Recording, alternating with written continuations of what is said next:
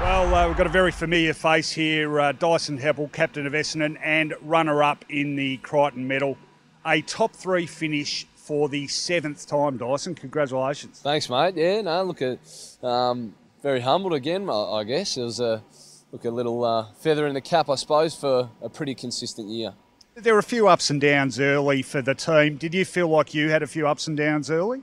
Yeah, I think so. Look, as the year panned out, I think probably wasn't a great year, but probably consistently good. That's how I'd explain it. But yeah, look, obviously you go through form slumps at stages, but look, overall, it was probably my most enjoyable year of footy. Really enjoyed sort of just the vibe around the footy club and rocking up and playing with each other on game day. And I think that really shone in the later half of the year. So I think that'll hold us in really good stead. Well, to that end, it's a real reflection on the spirit among the group that even at 2-6, the spirit really didn't break, did it? And that enabled you to come home and win 10 of the last 14. I mean, that's sort of testimony in itself, isn't it? Yeah, absolutely. I think that really shows the strength and character of the group and what we are building there. It can easily crumble in circumstances like that. So to bounce back the way we did, I thought was super. But yeah, and even through that period, you look, from the outside, you're sort of getting hammered in the media and whatever, but it was still a really enjoyable place to be around, and everyone stayed quite measured and just kept working on our game, and we held each other accountable and got through that period. So there's been a lot of talk about you guys, I guess, throwing down the gauntlet to each other in a way to get back to basics. Can you sort of, hard to sum up, I know, but can you give us sort of the essence of what was said? Probably wasn't. Look, honestly, it probably wasn't more so what was said. It was actions. It was just being honest with each other on the training track. Holding each other to those elite standards that we're trying to set, and everyone really just buying into playing their role. Kept it really basic, and we really enjoyed doing that. Well, the 3 senior recruits coming into the side, younger guys coming in. Do you think sometimes we underestimate how much work is involved in bringing a side of 25, 26 players together to play really cohesive football? Yeah, no doubt. Look, it doesn't. They put a hell of a lot of work into it. I've certainly seen that over the years. So, look, I think the way they targeted those recruits over the off season very smartly. They did it really well. And I think for those 3 to come in and bring a real different dynamic and element to the group, that took a bit of adjustment, but.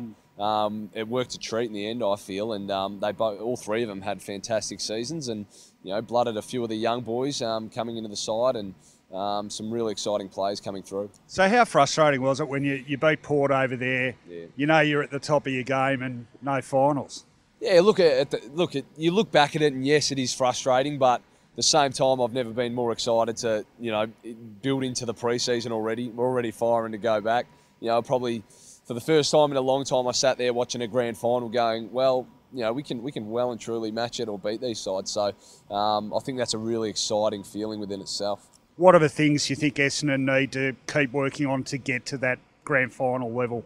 Yeah, look, I think it's a lot of it's just we just need to keep developing from within. A lot of our younger players have really driven and starting to develop our culture, and I think it's just adding that another layer to that this year, and just keep it really simple. Enjoy your time. And are you proud of your efforts as captain to, I guess, develop the captaincy the way you think the captaincy should operate? I mean, it's not an easy role to command. You're still a relatively young guy, but I don't know, I just felt like this year you really made it yours.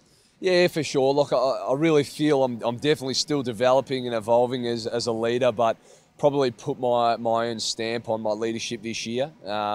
So look, I really enjoyed it. Having I think the likes of Junior Merritt, had Orazio Fantasia, Joey Danaher, the likes of these guys that I'm really able to feed off, and they put a lot of faith in me as captain, and I think that was really important for me just to take the reins and just to really enjoy the role too. So what are you up to the next few weeks? Next few weeks, what am I doing? I got back from Japan last week, off to Sri Lanka next week with the little brother. So me and Azza will trek around Sri Lanka for 10 days or so, and then Kate rounds up uni start of November. So we'll get some time away there before we crack back into it. I noticed she gave her a shout out when you got up there. Did she flip you the bird?